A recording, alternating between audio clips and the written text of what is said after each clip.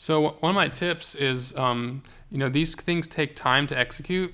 So make sure you're trying to work with more than one influencer or partner at a time, because otherwise you want to spread your effort out a little bit, and you also want to spread out your risk a little bit between partners that might be really good at executing with a really good fit, and those that might be a little bit more of a stretch, or maybe even sort of testing the waters to see if they kind of work for your audience. If you can put your business in the role of creating the campaign and coordinating it, that leads to more control over the outcome. That way you can, if you have one or two partners that doesn't perform well, if you have enough involved, you might still be able to execute a successful campaign. On the other hand, because you only have a limited amount of time, it's a good idea to balance that with also trying to participate in a handful of partnerships where you're doing a very passive amount of work, where you're just one of the spokes on the wheel, reaching your audience, and that way you can kind of spread out your chances of being successful by participating in some partnerships that you are not leading, and then by leading some to try to create something you can maybe repeat year after year for yourself.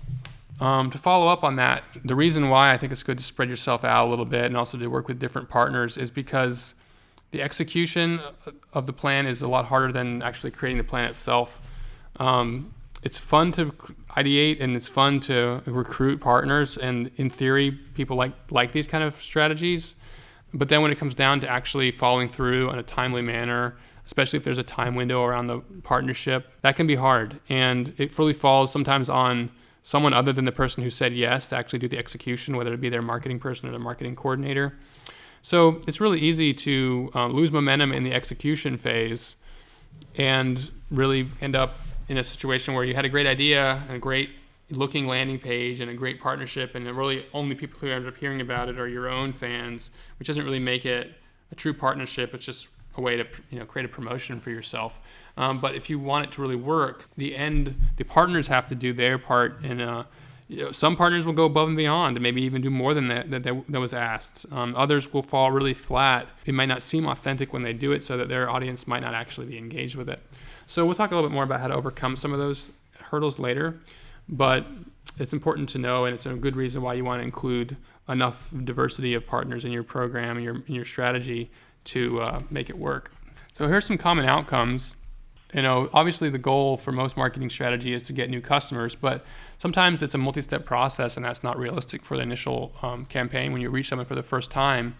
So you want to make sure your campaigns include a way to capture those people's interests, whether that's joining your social media accounts, but even better if you can get them to give you your email address. Usually you have to create some sort of package or strong piece of content around which you would gather those email addresses, and that's what we'll talk about on the next couple of slides. Anyone who sees this promotion, if it's well branded and well positioned, will then have greater awareness of your business, which in itself has some value, and that's sort of the tangential value of these kind of marketing partnerships for sure. And you can also do periodic partnerships and marketing strategies around specific events or promotions. So if you have a special deal you're offering, or you have an event coming up, you can use your existing relationships and some of the strategies I'm going to talk about in a minute to actually market those kind of things as well. Some types of partnerships. Online sweepstakes is a good one, and this works really well for any sort of any sort of company that has either digital or tangible products to sell. It often works best if you create a big prize package, whether that be like a year or a lifetime supply of your product, or just a large quantity of it, plus potentially some peers and tangential products that are in the same sort of category that you don't sell from other brands who want to participate in this shared exposure. So if you worked with 3 or 4 or 5, even up to 10 other companies that are related, ask them each to contribute a couple $100s worth of merchandise and maybe a couple $100s worth of advertising to the campaign. Then you come together, you have a prize package worth $5,000 to $10,000 maybe in certain cases, and $5,000 to $10,000 in what we call co-op advertising for it. And you can use that advertising money on social media advertising, and usually that's the best place to spend it in most cases, unless there's a very, very niche traditional publication you want to use. You have to go with probably a bigger prize package for that to make sense. Examples of bigger prize packages might be like giving away a house or a car. Usually the lead partners got a big product to give away, and they work with partners to provide to make the bundle of prize packages much stronger. Another thing a lot of companies do, this is really great for companies that have an educational component about what they're doing. Sometimes this is like natural product companies or even lifestyle brands that want to teach people why their product is superior, and in doing so maybe talk about their industry and like teach people some important skills in their industry. You can do in-person events. You can do a conference, which is expensive to put on and it's got a lot of risk.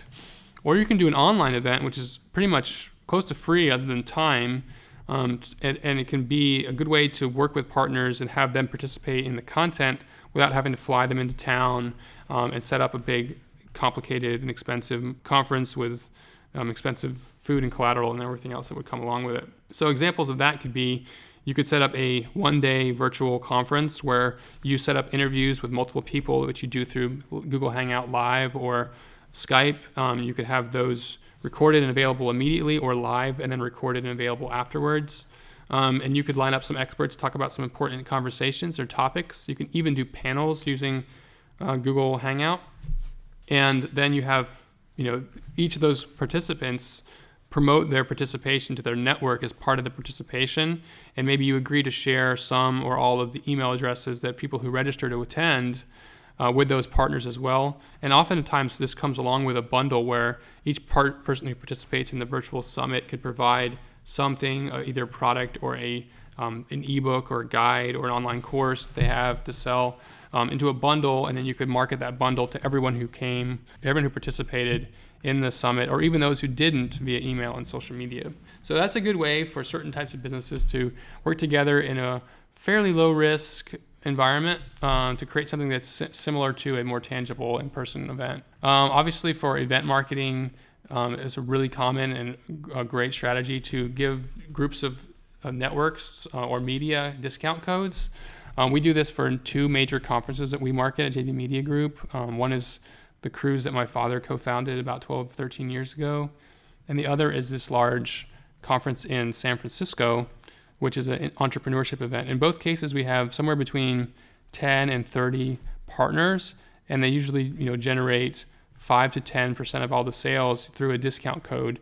And we reach a lot more people than those 5 to 10% of the attendees through that, and it helps us stay in front of a lot of the right people for the conference and keep the buzz and the word of mouth going, because they're all doing social media posts, they're all doing emails and newsletters and blog posts about the event, sometimes podcasts and other methods as well. So that's something we have a ton of experience with at JB Media Group, and I'll talk a little bit more in a little while about one of those case studies when we get to the case study section. Another common one that's really popular is working together with partners to create an online digital resource. That could be a guidebook or a deep industry white paper or case study. And that, if you can get multiple experts to contribute a little bit of content to a larger ebook, and then create a solid landing page about it and have them, as well as yourself, promote it both through email and social media, and even paid social media, then if the book is strong enough, you can either just have people give you their email address in order to get a copy of it, and we have a thorough summary of it on the page, or you can even make it potentially for sale, depending on what your business model is, and make a little bit of revenue off of it. Obviously, this is something I touched on earlier, but basic cross promotions are really popular. But again, I really want to encourage you guys to think above that level into bigger and more involved partnerships. And then there's, of course, the paid type of relationships where you work with typically someone with an existing audience, usually a large email following and a good strong blog following, to rep your products and review your products in exchange for a commission. You can set up if you have online sales and e-commerce, you can set up a way on your site through an affiliate tracking program or tracking code where your site actually keeps track of how much sales happen through different affiliates, and you'd send them a commission that you've agreed upon beforehand.